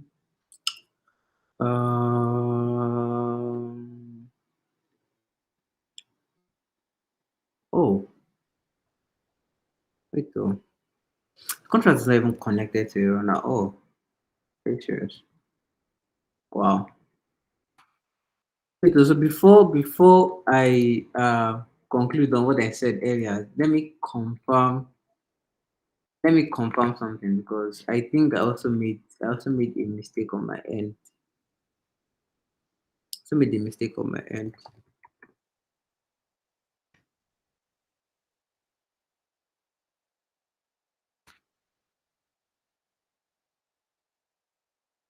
Mm, should actually connect. So I mentioned the connect method briefly in one section like that. So the connect method on the contract allows you connect a runner even after instantiating the contract instance. You can always connect, you can connect like different runners. So in this case, I think I did not connect the provider earlier. So let me see if connecting just a regular provider works. Then if it does work, then it means that we can listen with the HTTP provider. If it doesn't, then we will just use the WebSocket provider.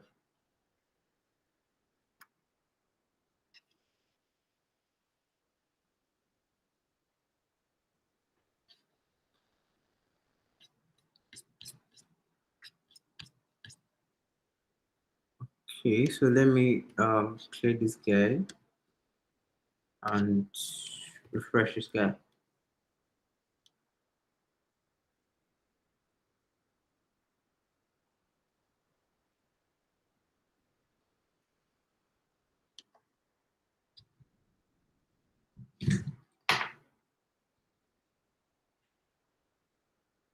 Okay, don't have any errors, so let's see. Is our wallet address again?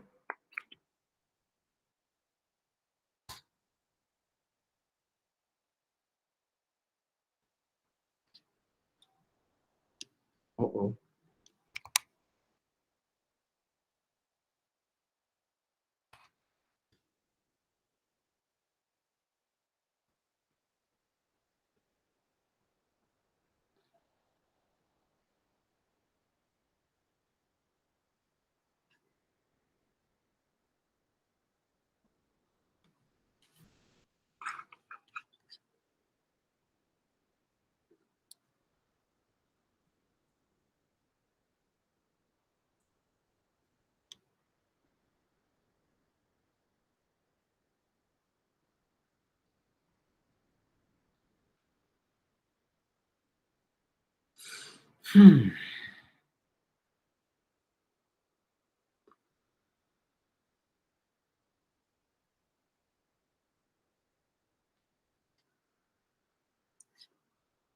Okay, transaction sent. Oh, okay. So our event listening actually worked, but there's just a slight problem with there's a slight problem with how we're passing how we are passing the data. So remember what I said about big integers, and um, etc. So what I'm going to do here is for this value, I'm going to convert it to I'm going to convert it to a regular string, as a regular number. Sorry. Based on the conversation we had earlier, which of the utils should I use? Which of the utility functions should I use? Because we had the conversation on like utility functions. Which one should I use? Pass eta or format eta?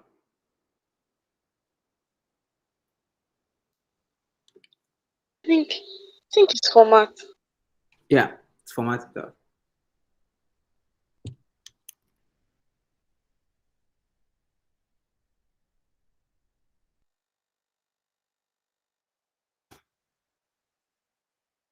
So we need the value.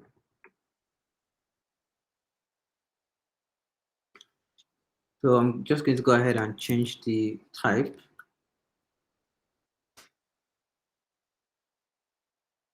String.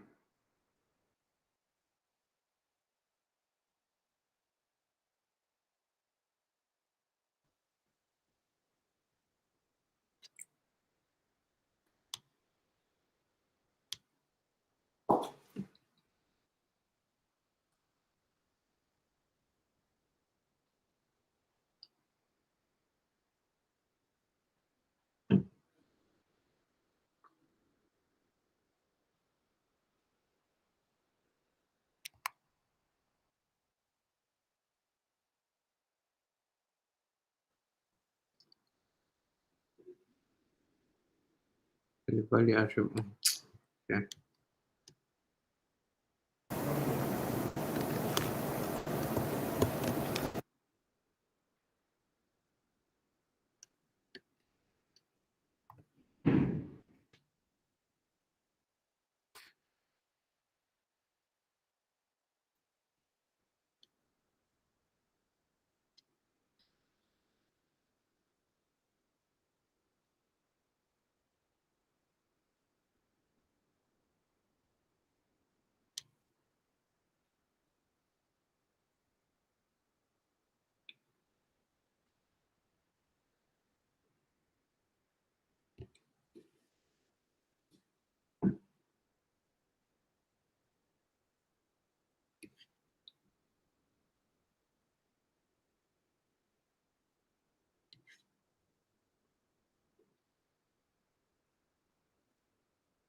Okay. The transaction has been processed. Mm-mm. Since I corrected this,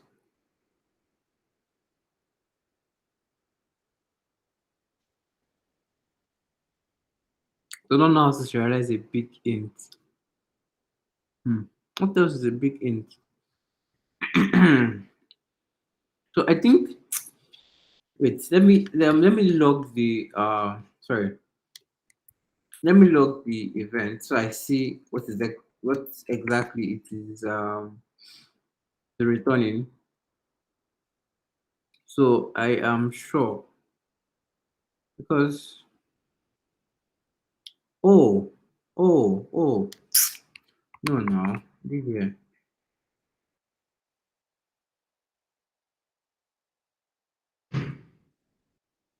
Hmm.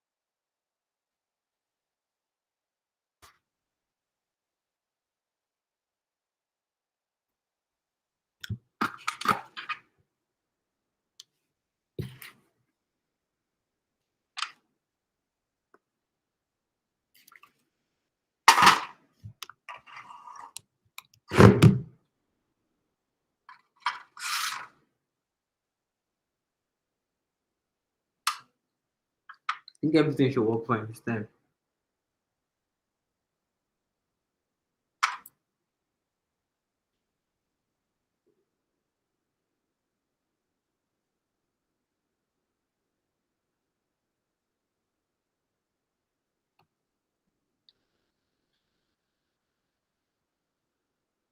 What?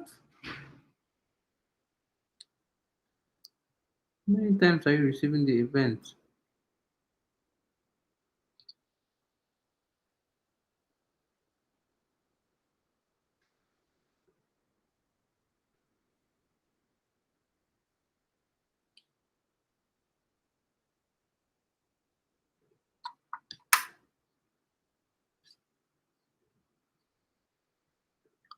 Okay, so our this thing gets stored in local storage actually. Oh, okay, yeah. It's not going to show up here because I've not imported the component here. So, mm, let me do that.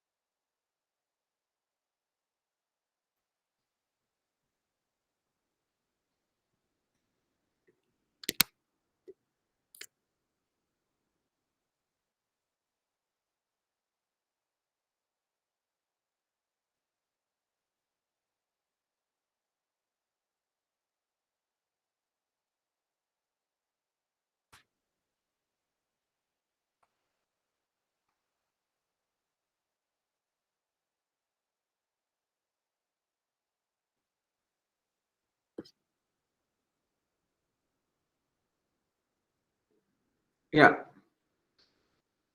So,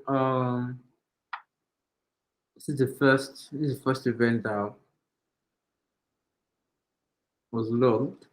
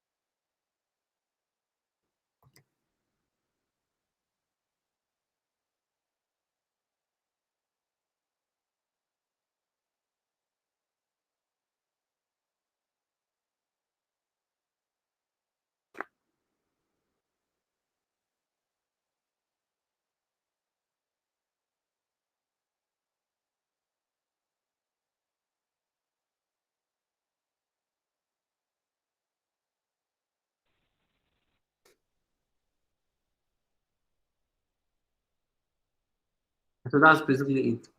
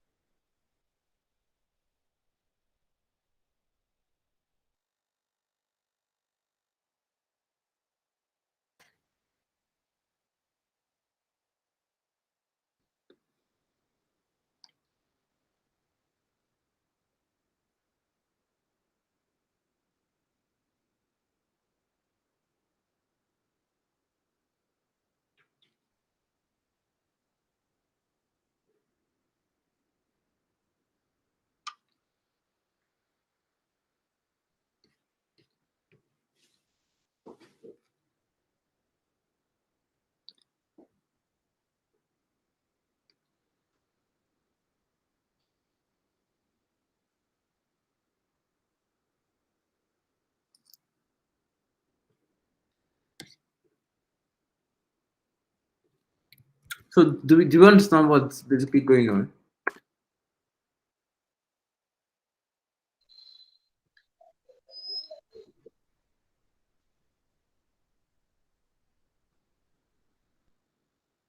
Favor, you wanted to say something? But yeah, but you worked now. Yeah, yeah, yeah. So I'm I saying, do you understand what's going on? Like, what's happening? well, if you could just recap because you've been trying to figure out the error since. So if you just did it to recap the whole thing. Okay, so for the first thing that happened, yeah, the first error that happened, I our contract was an instance of our contract was being created quite alright, yeah, but it wasn't connected to the provider. Then I thought that it needed a WebSocket provider, but it turns out that it doesn't. But I forgot to connect it to a provider here. So if I remove this guy now, our contract cannot listen for events because it is not connected to the blockchain. It's just an object without any blockchain connection. Because if you look at the snippet I shared as the get contract snippet, it basically just creates an instance of the contract without connecting it to any runner. There should be a third argument here, which is like the runner. But because the utility was created so that you can get an instance of the contract and connect it to whichever runner wants to connect it to. In fact, so let me just do this right now.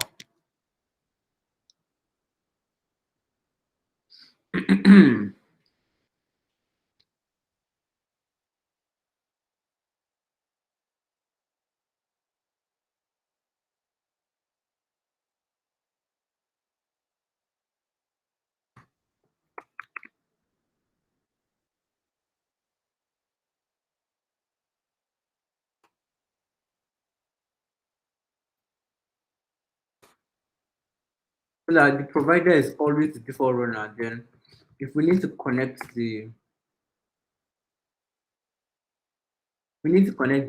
contract to maybe a signer. We can connect it later, but let's make it such that provider is always the default runner. Understand what I mean? If you check the utility for transferring token or transferring it, for instance, that's the utility that controls this functionality here. You see that after getting the contract, we connect it to a signer to enable it to authorize transactions. If we don't connect it to a signer, it won't be able to authorize transactions. So right now, it is such that the default connection of the contract is a provider. So anytime this get function contract is called, function is called, get contract function is called, it automatically connects the contract to a provider versus what it was doing before. So we can then remove this extra connection here.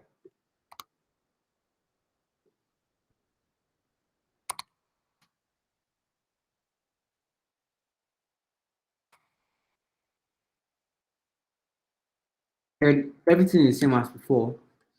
When when it listens for it, when it catches a transfer event, it updates it updates the transfers we have in our local storage, which is this array here.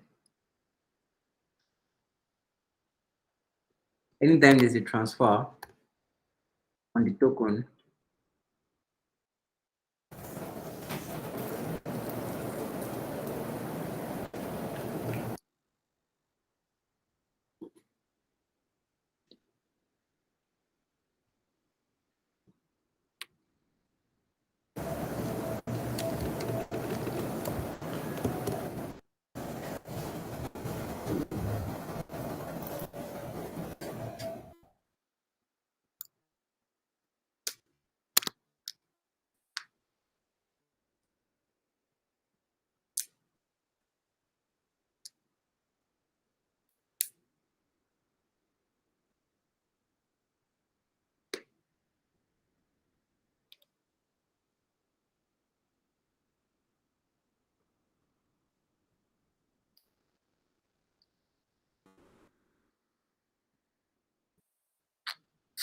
Anytime there's a transfer and it catches the event, the updates. So that's basically what we have and what we've done. So I think on our own we could try out like filtering filtering events. I try out filtering events because we've actually like spent a lot of time already on the call. So I think if anybody has any other questions, except anybody has any questions, I think we are done for today. Please, the class was recorded, right? Yes, it was. All right, please, we need to get the recording because this is something we need to go over and over again to fully understand it. All right. I have to with you.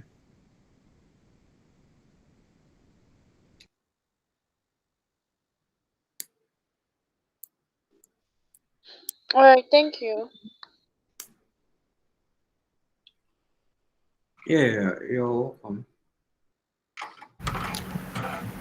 Yeah, thank you so much, Joshua. I greatly appreciate you taking your time to like take us through all this, and I'm sure students learned a ton, gained a lot of value during these three previous classes. And thank you so much, guys, for staying around. Victor, Fivo, and Chidubim. In the absence of no questions, I guess we'll be calling it a day here, and obviously, and of course, the recording is going to be made available. I'll be making the recordings for like the two previous classes available today, and this one would probably be here by Tuesday or Wednesday. Like I said, an assignment will be following to please try to go through them. The assignments will be out by Tuesday or Wednesday also. Thank you so much, guys. Thank you so much, Joshua, once again. And I guess we'll call it a night here. Good night, everyone. Good night. Thank you very much. Yeah, good night.